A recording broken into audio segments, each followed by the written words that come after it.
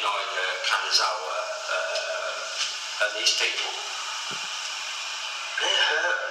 They just care about, if they were going to demonstrate on you, they hurt you. You felt that? You felt like there was nothing pulled. But you appreciate it, don't you? You appreciate it. Yes, because it's like now, I know now that I do that with my students. Yeah. You keep it going. I keep it going. I still maintain that standard, and that's real. Yeah. It's not tippy-tappy, it's the real stuff. I've seen one of the interclub things where the kids are fighting, they've got head guards on, they've got massive gloves on, they've got shin guards, they've got boots on, they've got body armour on, and the coaching and the fighting and the judges and the referees go, no contact. So what is the point? What's the point of having all that kit on and you can't hit each other? Right guys, swatch, we're on Mr. Keith Priestley for this month's interview, okay? I've met him on a few occasions and every one of them's been enlightening, okay? So guys, Mr. Keith Priestley, thanks for coming. How you doing, Ross? Nice seeing you, mate. And you. So we've already had a good little chit chat and a good few giggles up to now before we did this. So if we get started for the viewers, do you remember your first class and how you got started in the martial arts world? Yeah, we're going back a long time, and I don't want to go into years because people will just take the piss out of me anyway. How many years are you looking now? I've just done, in September I'll be in my 51st year. Wow. I started off as a judoka first, and I got to a brown belt in judo. And by fluke, I just saw these posters at Bradford University. The Japanese were doing some demonstration things, and there were some weird names in there, which now I knew who they were, but I couldn't even pronounce them when I was a kid. So we went up, me and mate Johnny Ellie went up to see it. And there were these guys doing all this kicking and punching, and I thought, I am having some of that. Cut a long story short, at the end of it, they were doing a Q&A, and they said that they were opening a dojo in Bradford with Sensei Brian Nicholson. So I had a word with him, and then he said, come on a Wednesday. So we turned up on a Wednesday and got the shit kicked out of me, big style. Oh, it was brutal. Different training back then? Yeah, there were no pads. You could grab hold of gi and pull and punch.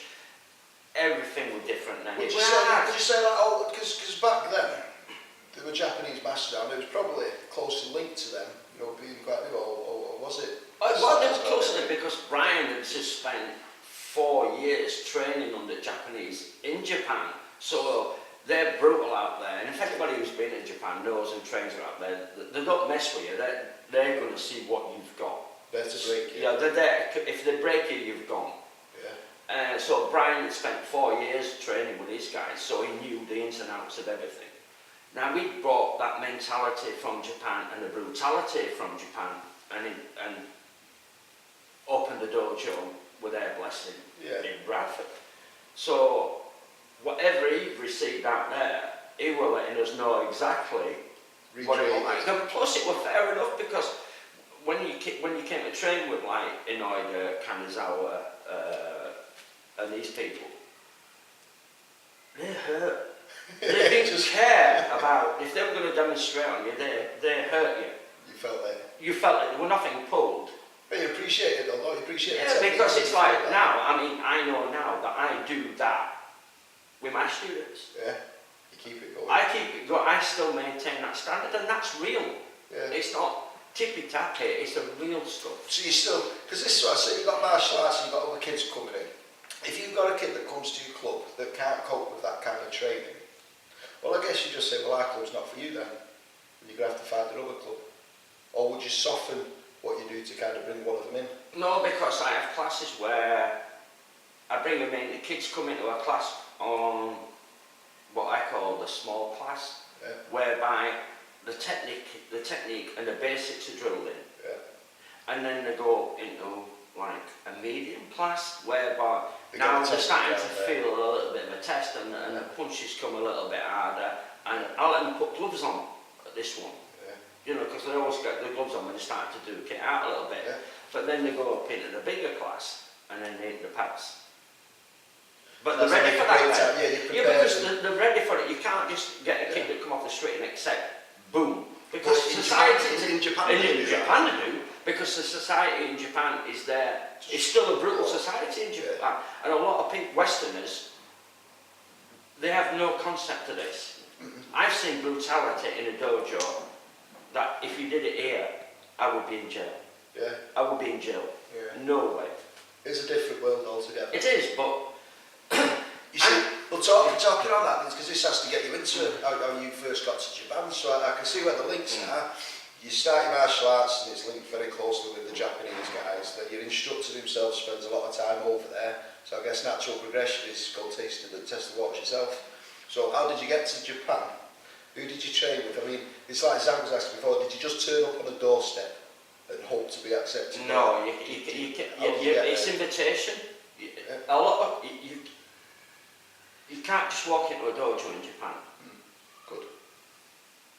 That ain't happening. So how did you get to I took a fight team to Italy, to a tournament in Italy, and at this particular tournament there were the Japanese guys. They were there to fight the Italians in a big ring fight. And one of the girls, the Italian girl, was supposed to fight the Japanese girl, Ito, she was called. The Italian girl had fallen, she'd broken her arm on a Wednesday or a Thursday or something that week prior to the fight, so she couldn't fight. Right. And I'd taken a girl, one of my girls called Anna Gray, and I was asked if she would take the fight on. Right. So I told Anna, I said, look, this Ito girl, she's the old Japanese champion at knockdown. Do you want to have a go? And she said, yeah, I'll do it. So we went through the rules of what we could do with the Japanese and said what we couldn't do again. Anyway, my girl just smashed the crap out of the girl. She's just brutal, wasn't it? She was just brutal. We got the fight and we were sort of laughing and joking. We beat the Japanese, yeah. It was a big deal for me really, at that point. And then we saw this instructor looking at me, and I said to one of my junior downgrades, I said, Kieran, I said, we're getting eyeballed. I said, I think we're in trouble here, just calm it down a wee bit. But he sent a letter across in Japanese with Kasai Yu, who's now a really good friend of mine in Japan, and it said, here's an invitation for you and your squad to come and train at my dojo in Japan. Do you know, that's different, because you'd expect like what you expected then, he's not happy with this, where in factual fact he's more than happy with it. More than happy, because it's seen the standard that we've come up to. Then I had a meeting with him. I said yes, we would go, and that night we had dinner with him and his entourage, and we agreed a date. Off we went to Japan, and we were spoiled rotten by the fact that we'd just spent 22 hours travelling. We'd had time just for a shower, a 4-hour training session, and then we had to fight 9 all Japanese champions for 3 minutes after we just got off the plane. So they knew where we had to go, and we knew we were getting it. And I said to my big lad, I said, Kieran, I said, ain't a backward step here. Oh, that's not, is it? I said, don't take a backward step. If you take a backward step, we're not doing anything here. Yeah. And then the brutality set in there. They just... How long did you spend there on your first trip then?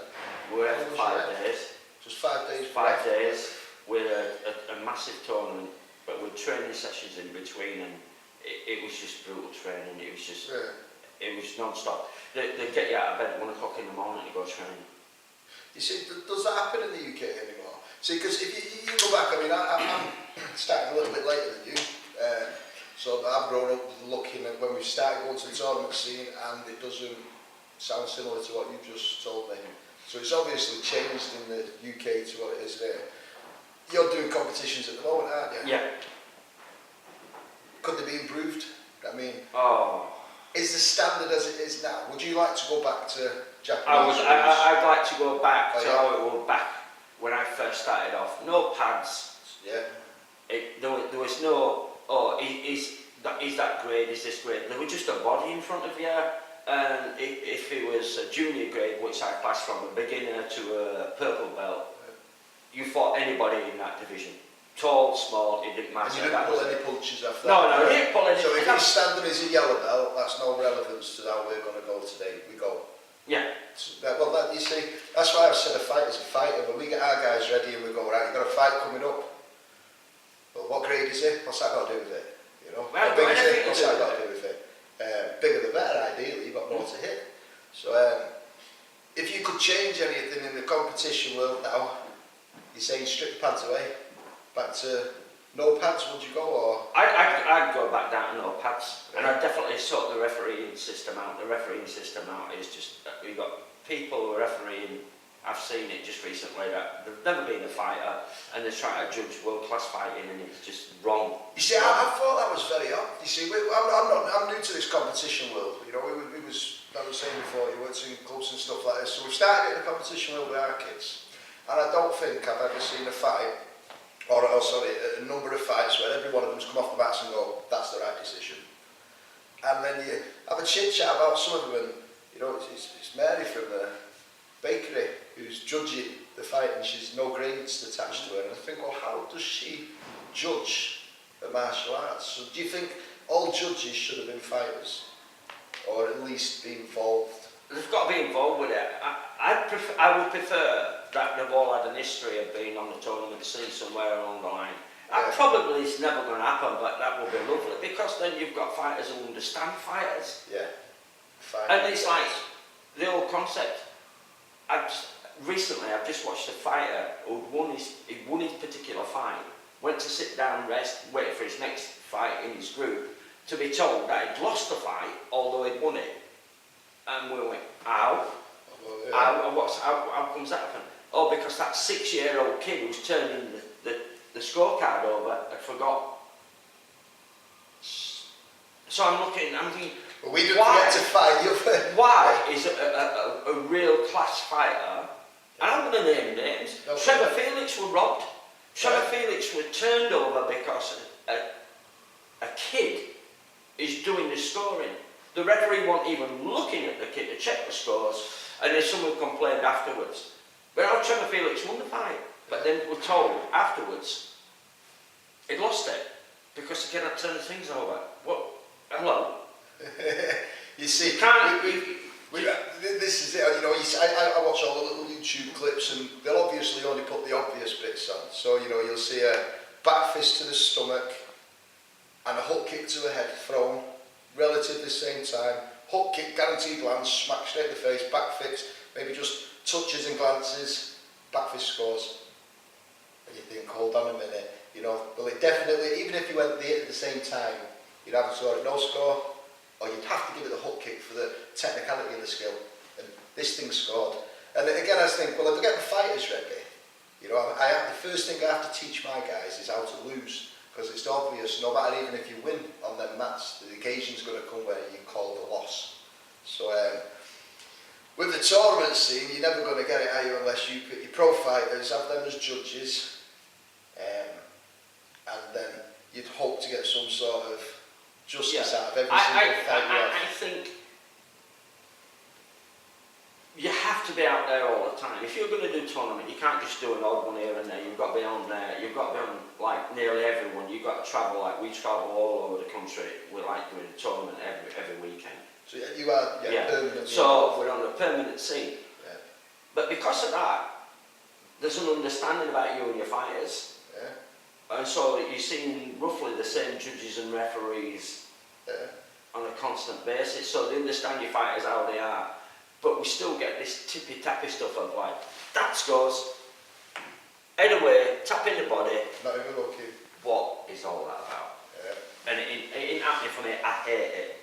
Well, on this then, when I watch, I'm not a tournament person. I don't put the tournaments down. I love anything that looks like it's got a skill set to it. You know, you show me good football, I'll watch good football. You show me someone falling over his own feet, I'll turn it off. So when I go watching competitions, there's some techniques, listen, I'd bath because visually for the people watching, you know, it's very poor. Now, I'd say it's got to be this blitzing business, you know, this thing. And I don't mind it, but it seems to have changed from where once upon a time I'd watch it and think that strike would smash them ribs. Yeah. So now watching it thinking, I'm not quite sure what you just did. I know the hand touch, you know, it just looks like if you ever used that outside, you know, you'd be laughed at. So, is there any techniques in the competition world you think they should get away or stop scoring and change the way they perform? I think, for me, they should let contact to the body happen. Solid Look, yeah, contact. you let the solid contact go to the body. That's a different thing because Yeah. obviously, they're the guys that you wear today don't do nothing. Okay. Because I can deliver a lot of power in a punch to your head, and that head guard, you better wear in a crash helmet Yeah. than an head guard because they're just worthless. Yeah. You're still going to get the concussion. Yeah. So for the head protection, okay, let a little bit of contact go, but not the full. But the body should be acceptable to let it go. Yeah. And if you can't take a shot to the body, you should be Especially fine. wearing boxing gloves, because it seems like most people now have gone away from these. You know, you say bare knuckle to start with. I remember the little white gloves we used to have. Yeah. Just slick little The fingers. traditional, between, yeah. To now boxing gloves. You know, I've got a strong punch. I think I could stand him, solid song, stand lungs out there, punch him as hard as well. I'm not going to break his ribs with the gloves on. So why would you not have full contact to the body? Do you not think though if they did full contact to the body, people would neglect the head and start going for the knockouts? No, because the technical skills and the higher scores still go for the head shots. Yeah, so you've got to get your points out. So, and remember, you've got some great kickers about. Yeah. I have got some great kickers in my club. Yeah. Awesome kicking. So, they're that good. Because if you drill the basics, drill the basics, drill the basics, over and over again, they do it without thinking. Yeah. Also, yeah. It's just an autopilot and the legs will go up. So you're still going to get great kickers. Yeah. Obviously you're going to get great kickers. But the body shots, what it will do, in my opinion, it will get rid of the weakness of the poor martial art teaching that we're getting nowadays. Yeah. Absolutely piss poor, and do the proper stuff as it was in the day. Learn to give it and take it. Yeah, learn to give it and take it. And if you can't give it and take it, don't do a comp. This is where I've said, we have kids in our club, and you know, I want to do a competition. You're not built for competition, kid. Find something else to do. We can take them to one or two. Now, if they really want to do it, you know, and it starts getting uncomfortable for them, well, you have to just go through this. I can't. Well, competition's not for you, and it's okay to say, go away. You're not. You see, I think everyone says the martial arts, well, I have to be a fighter. I don't think everyone has to do. You yourself run a club, don't you? As students that come in that want to fight, you've got your fight club, then you have martial artists that just want to train and learn the arts. So I've said this before in the competition world, just, again, I've never competed, so I can't talk what it's like for a fighter in the ring. I know I'd be very annoyed if I won a fight and the judge said I didn't win. You know, so I don't think I'd have the temperament to be able to take that too well. But as a spectator, I'm coming at it from a spectator. You can watch some guys, you know, if you pick some of the clubs that are knocking around, all the well-known ones, the techniques are perfect, and you just know you're going to watch something visually pleasing. And then you'll see others where you go, they're there for the point, you know, they're there for the tick, and the whole scene of it just looks poor. It doesn't look like martial arts. So it don't look like a fight, it looks like a game of tick. So with yours, you'd say to get a competition running perfectly, you'd want the contact to the body step. So what's a little bit on the end of the judges? Is there any people that are running competitions at the moment that are ticking all their boxes, or who's ticking the most boxes for good competitions where you know you're going to get what it says on the tin? I think Alfie's WMO at the moment, they're going that way. Yeah. And it's going to be a long step. The WKA are going that way. Yeah. And there's another one now, we're just getting the Steve Powell's just putting together I've just been seeing that, thing, but he's going back to the old traditional ways of karate, which hopefully will take off, because then you're going to get back to the no habitness. Fingers crossed. So you're going to be a fighter or you're not. Yeah. And it's no shame. You can. I've got people who train in my club who don't fight. Yeah. They have a little. They put the gloves on and they have a spar and they enjoy that, but they don't want to do the comp. But there's no compulsory. It's not compulsory to do the comp. They enjoy it, and that's what it's all about. They still walk away feeling self-worth. They've done something. Thank you. They're doing a little bit of fighting and they're getting it there. But it's the confidence building with them as well. I've got to build the confidence up, because you can't push someone going, go at a tournament. I've seen this over and over again. You get parents and coaches taking a kid out, the first slap and they're crying. They're blubbing, so they can't fight, they don't want to fight. And yet they get in. They shouldn't be there. back in there. Do you know what I mean? You should just say to the kid, Just "Listen, you've destroy the kid. Yeah. This is what I've said to us, you know. Who wants to fight? And they think they have to please me and put their hands up. You know, they go, well, but I know you, and you're not a fighter, kid. And as soon as you realise you're not a fighter, and you become comfortable with not having to sit in and say, look, I like fighting, well, maybe you become the best artist in the world because you put your talents into what you love. So, you know, you don't have to be a fighter. But mine is, and I've said it before, I go to your competitions and the tournament scene and I see things going on and I think, that's not a fighter. So why is he there? Shouldn't be there. Which is why I said, I like a fight to be a fight. There's a few things that are going on with it. Now, you said Alfie's lot. You know, we had one of our young kids fight in Odell. And we knew our kid was not going to cope very well with that, as in get a win.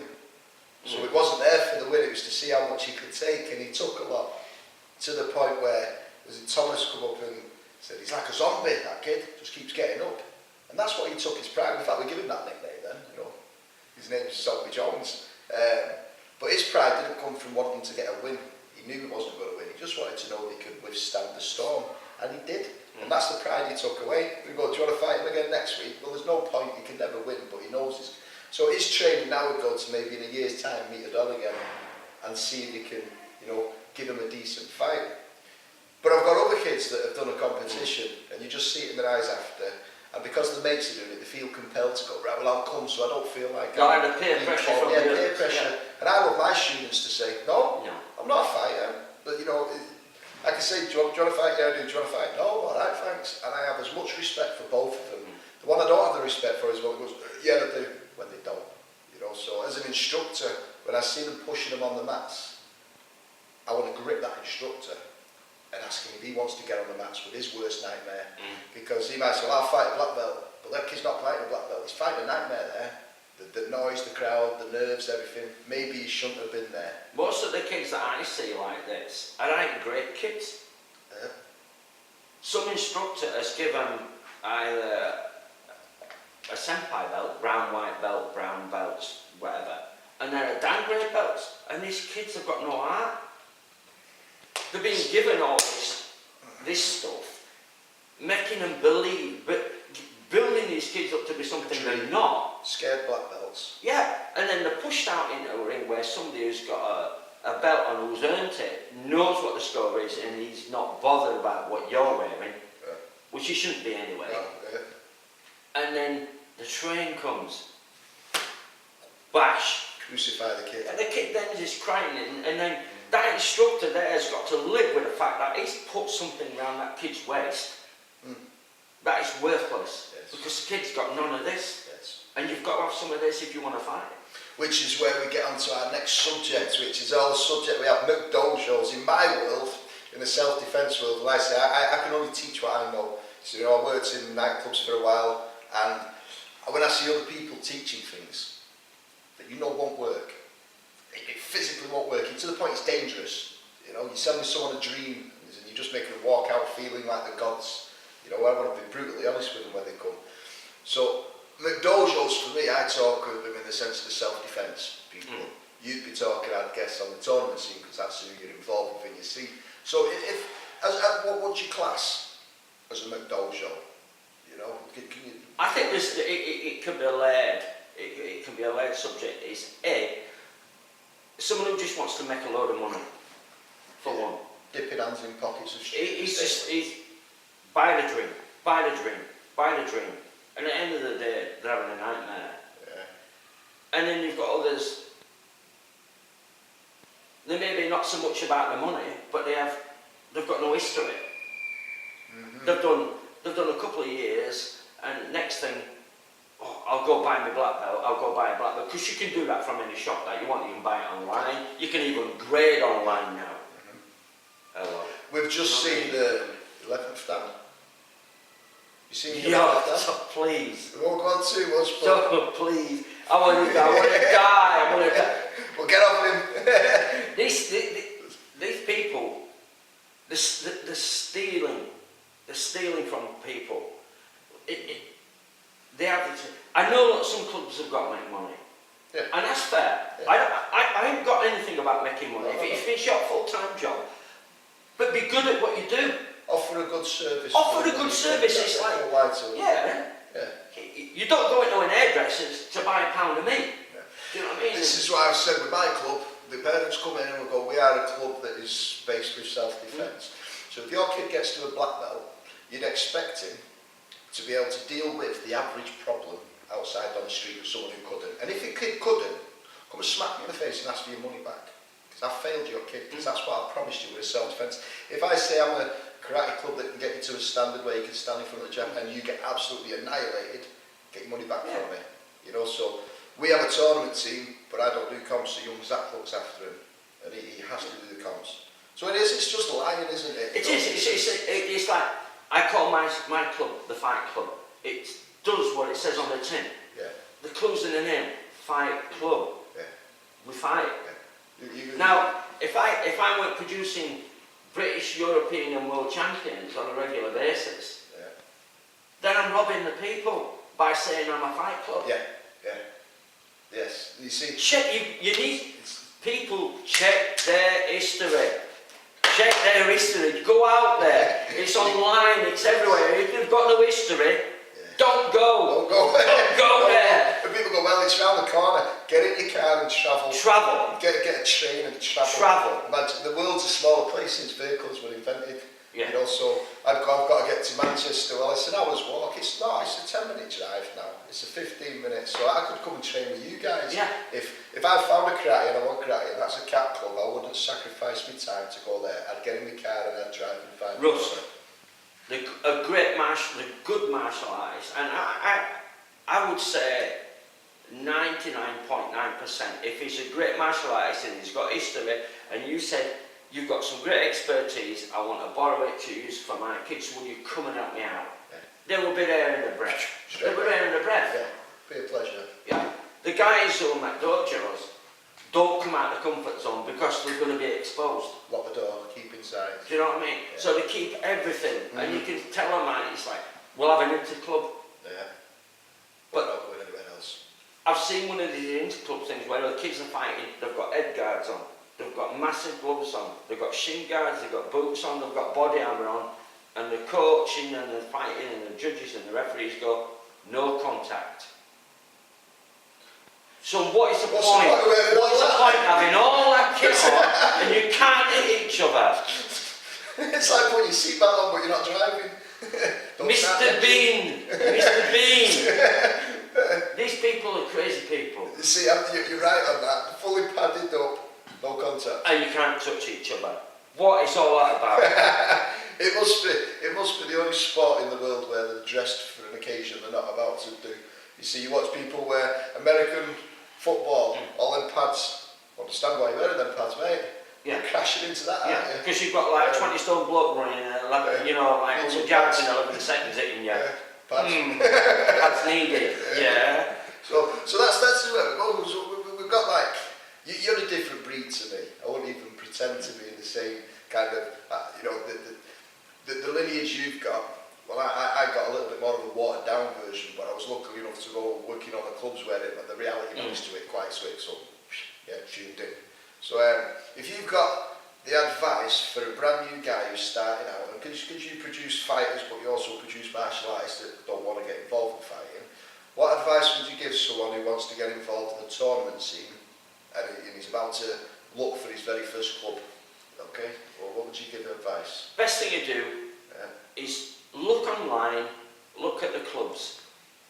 The clubs are there, like we post pictures of our results on everybody, so everybody can see on our webpage, so we can have a look at it and see what we've The done. Facebook, social. You know, we're on all social media now, you can look at it all. It's written. Yeah. Check out the tournaments. Is it a tippy-tappy tournament or is it a quality tournament?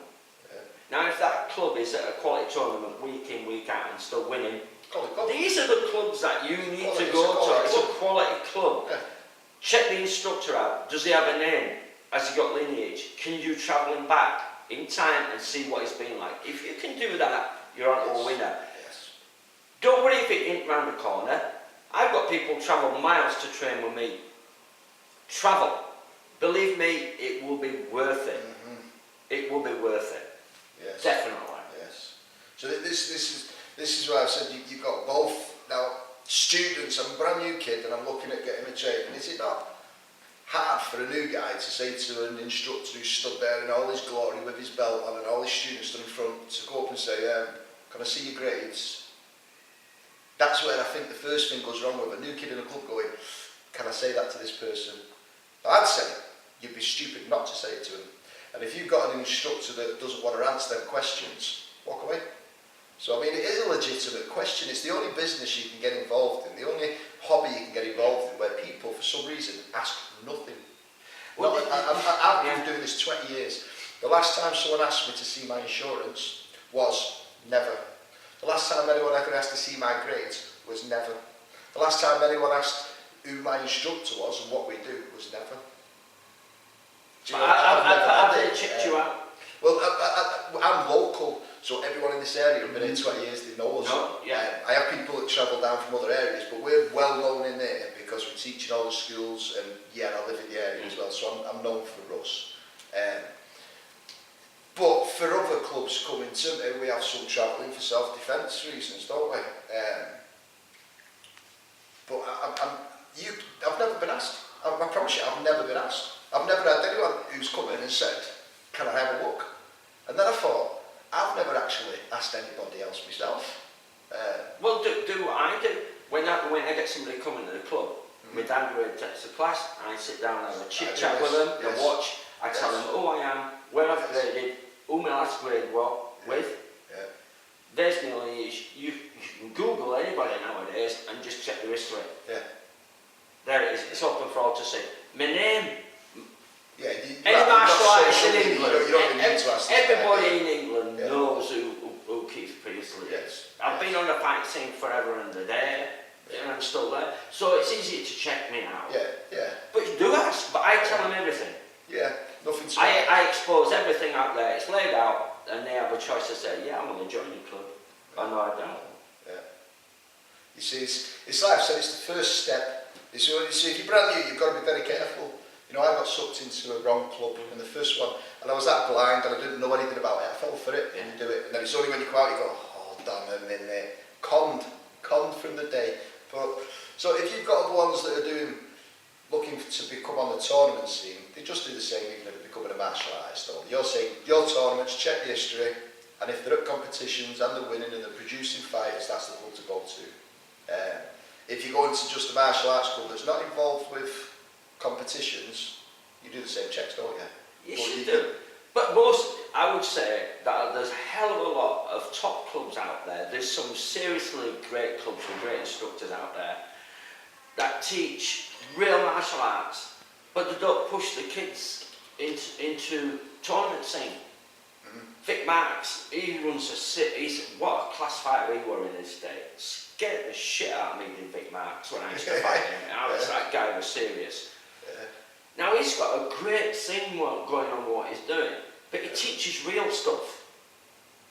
Not all his kids aren't fighters, but he still teaches real martial arts. Yeah.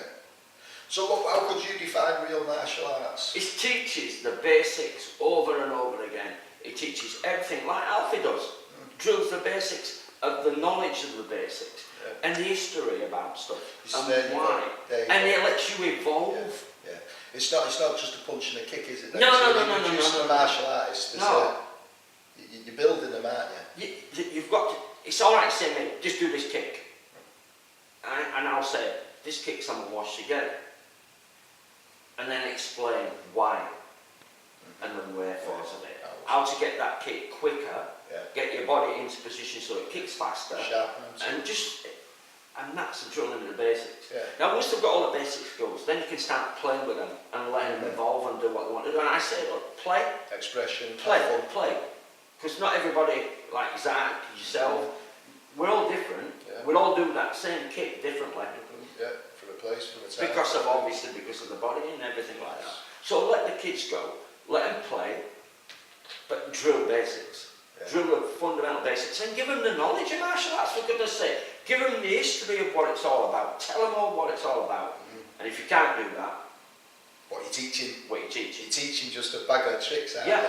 do. There you go. See, I've said if you've got a club, if you train in a club and your instructor doesn't sit you down and actually talk to you at times, not a coach, he's not an instructor. You know, so I know instructors where I could go in fact, the first club I got involved with, I can't remember a single conversation I ever had. It was in, line up, drill, here's your punch, go, gone. So I had all the tools, I had all the techniques, I had nothing. It was like I had an empty bag, you know, until the history started getting filled in. I look back and went, I've got that, and I had to find myself. So this, I say, you talk a lot to your students, then you... I'm constantly talking. In the class, like last night, I'm constantly going. I'm walking around and doing bits and bats with them. Oi, head, turn it, foot, get it over. You need to put that foot over, else that spin ain't going to happen.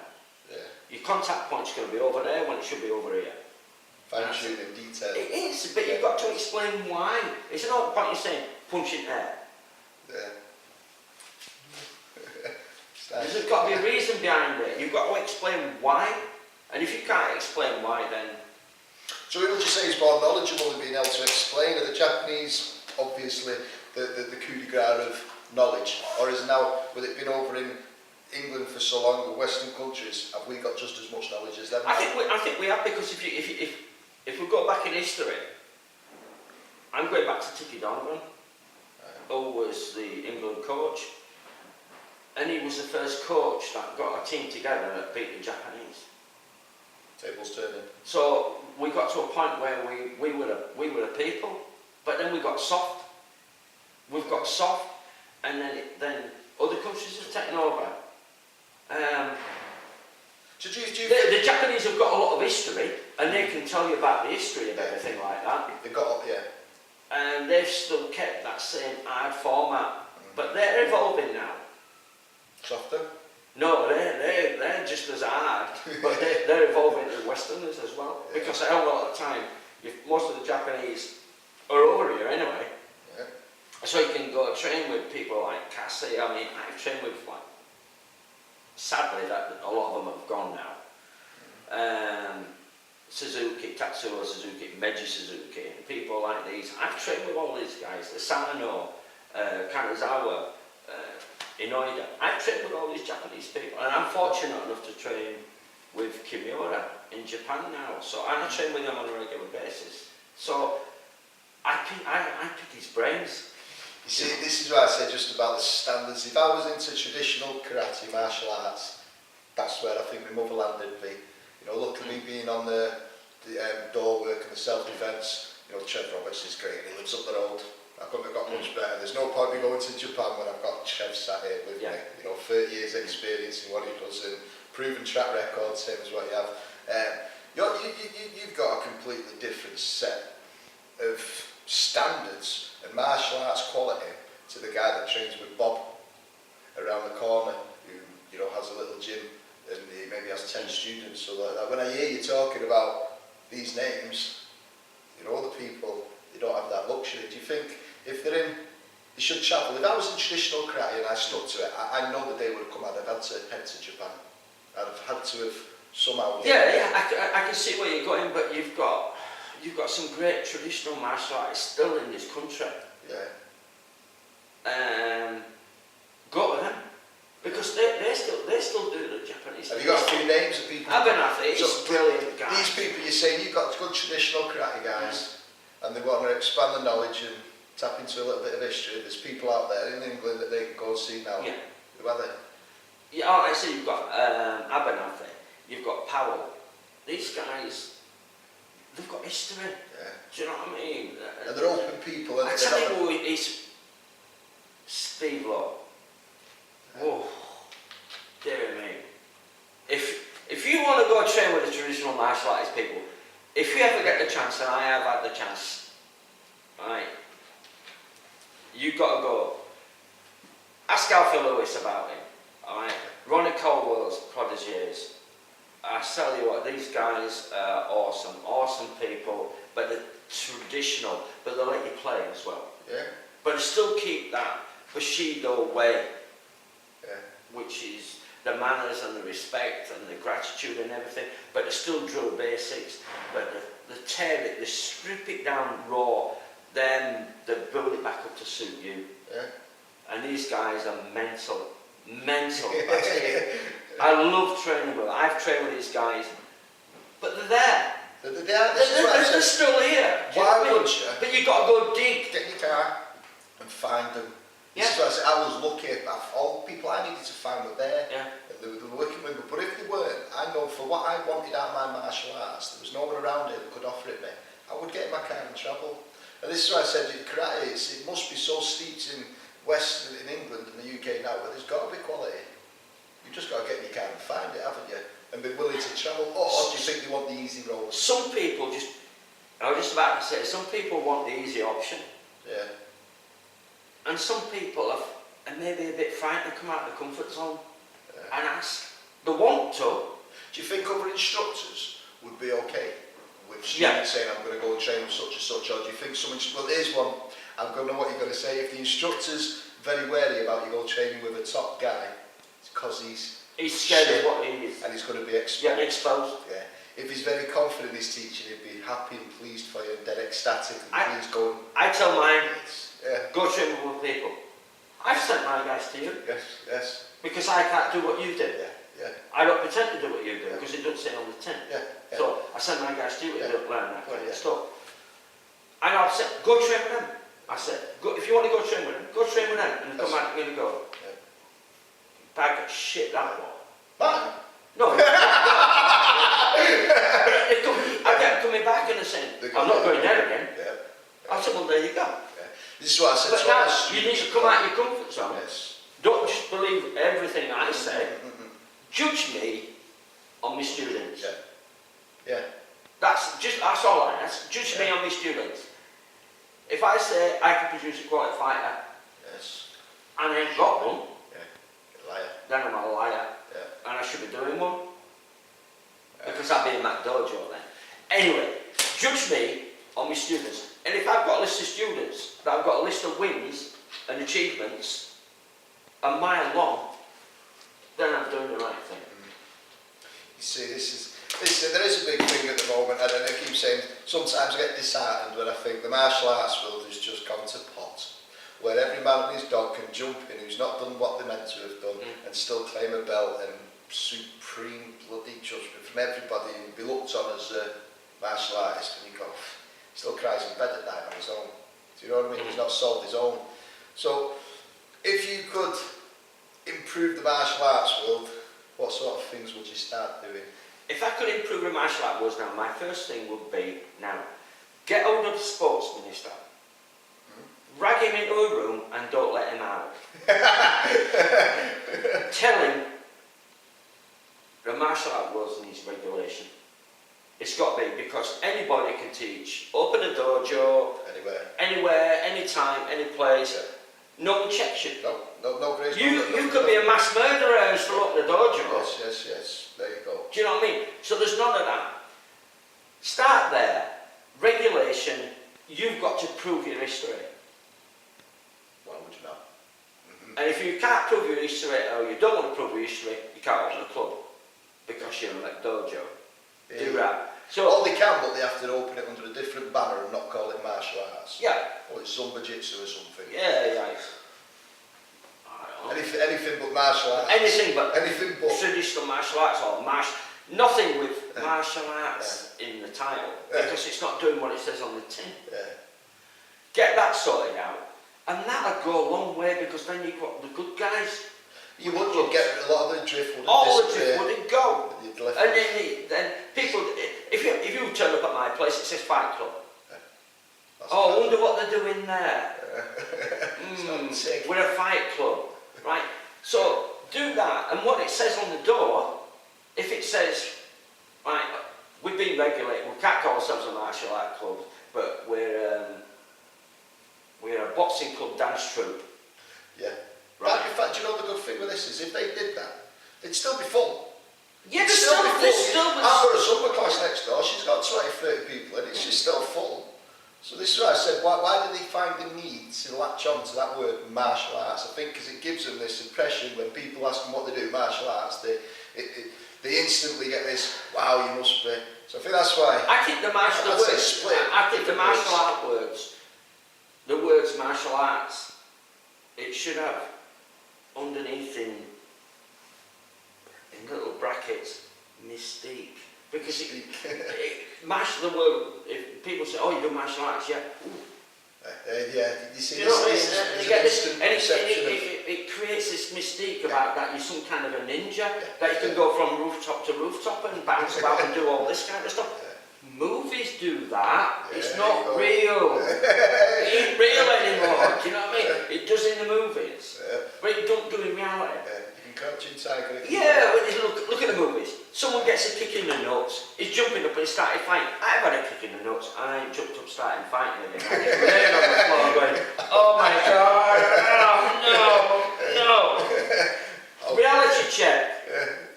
It's not real. Movies, the pull, they don't do the hill stuff. The glides, Yeah. So do that. Yeah, So people, and if you want to call your club whatever, but take the word martial art out of it. And if you're a martial arts club and it's been regulated by the government, nice. it would be real if you could get all the great martial artists in Britain to get a petition in, get their names down, tell them who they are, go for it, get it to the sports minister, get a petition there, and get it regulated for goodness sake. Yeah. They do for rugby, they do for boxing, they do for all the other contact sports, do it for us. You see, do it. Can you not get all them top guys together? Because it does come down to petitions. Like I said, everyone talks about stuff, and you never really see anything happening. And I think then, without us doing anything about it, we're not much different to the people who are... No, so we said, when we set this magazine up, we don't want to put standards and be the judge and everything, but we just said we will only put bona fide people in. So if you can't do what you said earlier on, check your history, check your lineage, check your standard, don't come in the magazine, don't come in at all. So with us doing this part of it, being regulated, it'd be absolutely picture perfect for it. But it would take all you guys, not us. We couldn't do it because I think they look at us and go, who do you think you are? Well, we're just, people that have seen it, had enough and just want to take a little corner for ourselves and go, at least we know the corner we sit in is a good corner with no dojos in it. So is it possible to do it? Get all your... Well, there's a challenge. You guys out there, you as a martial artist out there, if you run a successful club, if you're a true martial artist, let's get a petition up, get your name signed on it, and let's get it to the government and force them into regulating the business. You'll be happier, right? Because you're running a proper club and there's no dojos and stuff like that. And it's only going to be good for you because people will come to you because you're real. Yeah. Do you know what it's done? I will get this one started on the Guardians magazine, put a link on something that guys we can start finding where clubs can get these lists. Well, that sounds like a brilliant idea. We've got out to lose, for goodness sake. I mean, I've got to lose. You've got the dojos to lose. Nothing to lose. Struggle on that one. I won't sleep tonight now. I'll bring it back. Yeah. No, let's try it. Let's do it. We've got nothing to lose. No. Well, guys, listen. We're going to finish with. Obviously, we've got any last words, and then we still have to do the star and a. What's it called, Keith? A star in a reasonably priced glove. Are you serious? I still can't. We're going to do a star in a reasonably priced glove. Yeah. On the punch machine. Okay. Now I don't sound like I can't speak on this. Okay. You try and say that fast, and it ain't happening. So we're going to finish off with this. Have you got any last words for the viewers? And once we've heard these last words, we're going in there and we're going to see if we can beat Chris Bowie first. He's on the top of the leaders score, okay? Oh, I love to beat Chris Bowie. Love to beat Chris Bowie. Oh my God. You've got a warm bit of practice. So have you got, before we wind it up and go see whether you can bang this machine, have you got any last words for anybody? Keep it real. Keep it bloody real. Keep it real. Nothing else matters, just keeping it real. If you can't keep it real, don't do it. Yeah. You see, guys, watch the video. If you don't know Keith, look him up. You will see the history that he's got. Okay, Angela is a man worth listening to. So do it. Okay. So, guys, thanks for watching. Stay viewed. Let's see what he bangs like, okay? Keith, it's been a Oh, pleasure, sir. pleasure, Russ. Yeah, thank you, man. Wonderful. And, take care, see you in a minute. So that's we've got, and I'll say it slow so I can say it properly, a star in a reasonably priced glove. He's got Chris Bowie's up to now on the top, 799. So guys, 6 goals, let's see who wins, okay? Shot one. Oh, skimmed. 5. So no goal. We pretend that one didn't happen.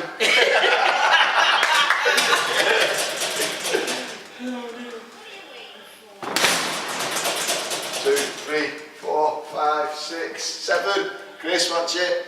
7, 8, come on. 7, 7, 1. 7's close.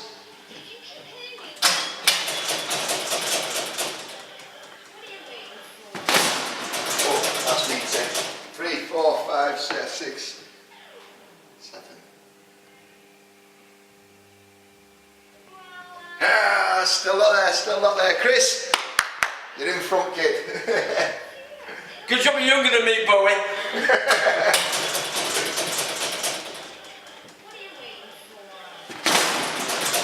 2, 3, 4, 5, 6. No, Bowie, that felt Ah, you see, it's a bit high. Oh, we've got 3 goals left. 3 of them. That's me too. 5, 6, 7, 40, 750, 755, 755. 2 goals left.